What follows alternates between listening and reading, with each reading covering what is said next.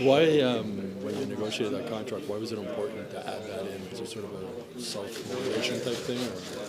Or? Honestly, it wasn't a huge deal. We're just trying to get to a certain number, and it's only 26 games. There's a lot of season to go, but yeah, I mean, I'm feeling good, and I mean, yeah, happy to be playing. What was the last? 2 weeks ago, you were blanket in LAK. What's the best way to generate some offense against them today? Yeah, I mean, stay on top of them. I think they got a good forecheck, so I mean, limit that, and I mean, try and have the puck more than them. So I think they're playing good hockey. We know we know about their record. We know how they're playing, and yeah, I mean, we got to be ready to go tonight. It's a challenge, the 1-3-1. Yeah, I mean, it's for sure. I mean, you got to try and pick it apart, and I mean, you got to play smart. You play against a 1-3-1, you turn the puck over, it's going to come back to bite you. So I mean, we got to manage that, and I mean, really play smart. Am I right if I say that it's the first time you play with Jay since you are in Montreal? Yeah, it is. I think last game was the first time, and yeah, I mean, he's a good player, works hard, and I mean, yeah, I mean, it worked out. So I mean, it's fun to play with him. Thanks.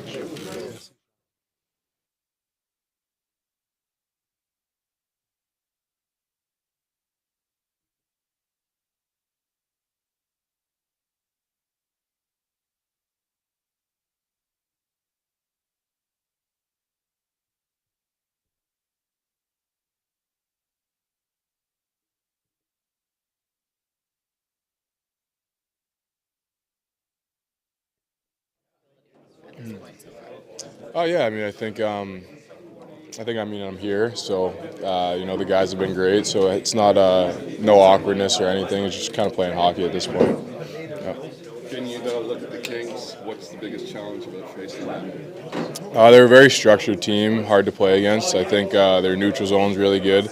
Not a lot of space out there, but yeah, I mean, I think we just have to play our game and play hard and kind of try to minimize the mistakes, and hopefully we get a good result. After getting shut out, Yeah. then how much have you guys been looking forward to having a chance to play? Yeah, I mean, especially to have a chance to end, you know, the record. Obviously, they're 10-0 on the road, so it's you know, it's a big night for us tonight.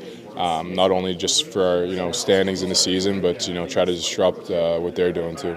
On a personal basis, are you happy with your game right now in the NHL? Yeah, I'm pretty happy. I think, you know, every shift I just try to go out there, work hard, and do my job, and you know, just keep it simple. And I think I've been doing a good job of that. Is it going faster than you expected for you personally? Like the game? Not the game, but your progression. You're a steady top 6 now. Yeah, I mean, I don't know. I haven't really thought about it too much. Like I said, like it's when I'm here, like it's kind of just like earning like every single day or like everything I get type of thing. So it's not. It's pretty hard to look into the future or like kind of sit back and watch. It's you know lots to kind of think about. But yeah, I'm comfortable right here. I think my game's in a good spot and just got to keep doing what I'm doing. Yep. Is there some things surprising you since your first game in the NHL? Not really. I think I honestly think what surprised me the most is just how when you're playing with such good players, you know, there's always like a play to be made type of thing. Everyone's always in the right spot, and you know the other guys kind of make it easy for you to break pucks out and you know play your game.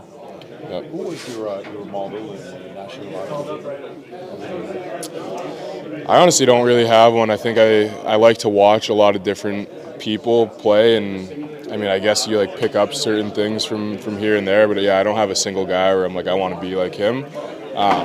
But yeah, it's just a mix of kind of everything and trying to be a complete player myself. And is there someone in this locker room who helps you particularly? Yeah, I'd say Covey's has done a great job. He's just a really nice guy and vocal, and I've been playing with him a lot. So he's good to just have to talk to and shoot it with, kind of. Yeah.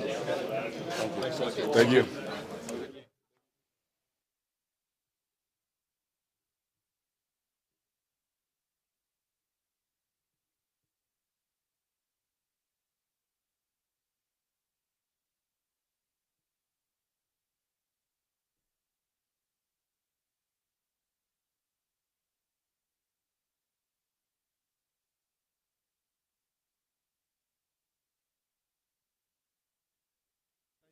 faced the Kings, they outplayed you, especially the first period. Was it a motivation to see them right away 2 weeks after?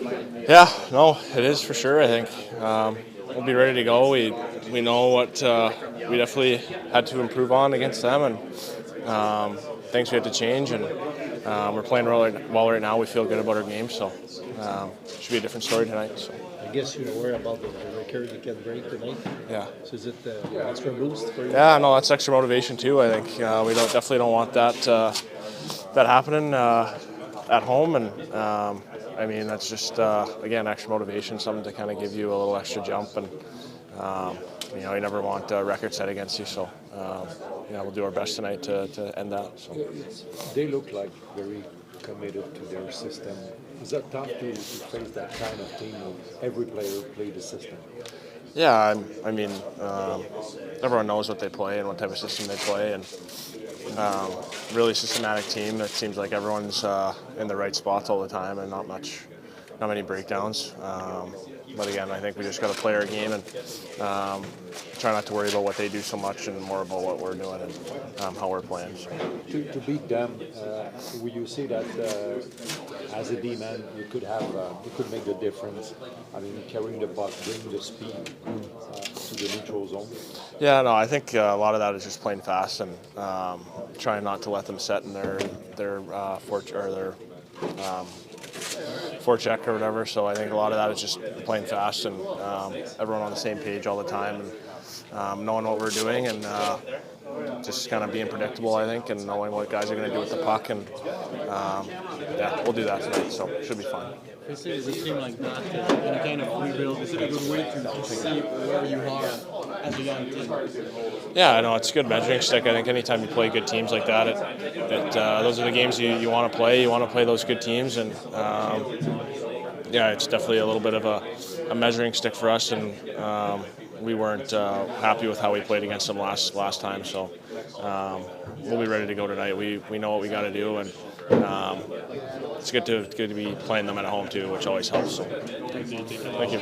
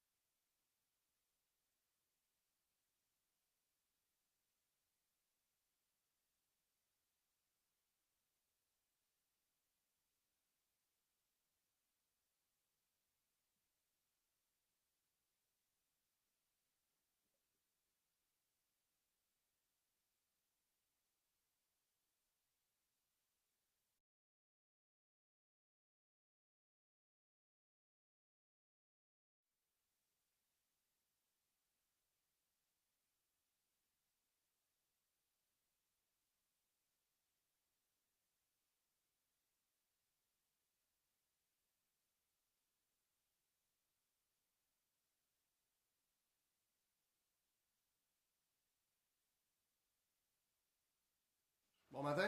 Bon matin. On débute avec, en français. So, Martin, I just want to know what you're liking about your group's play right now. I mean, there's a lot to like. I feel we're competing.